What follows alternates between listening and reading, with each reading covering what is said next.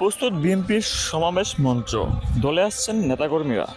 নয়াপল্টন দলের কেন্দ্রীয় কার্যালয়ের সামনে আজ সমাবেশ করবে বিএনপি। দুপুর 2টায় রাজধানীর নয়াপল্টনে শুরু হবে এই সমাবেশ।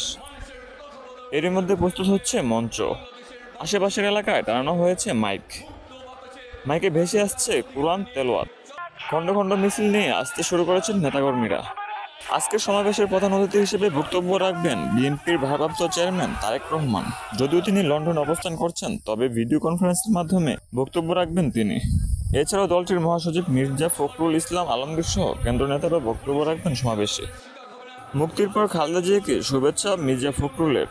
বিএনপির চেয়ারপারসন খালেদা জিয়াকে মুক্তি দেওয়ার পর রাতেই তাকে ফুলের শুভেচ্ছা জানিয়েছে দলের মহাসচিব মির্জা ফখরুল ইসলাম আলমগীর।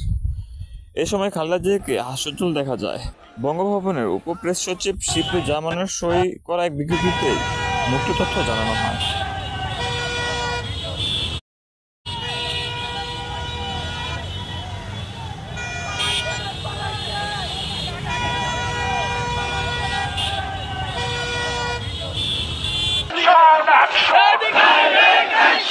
Action!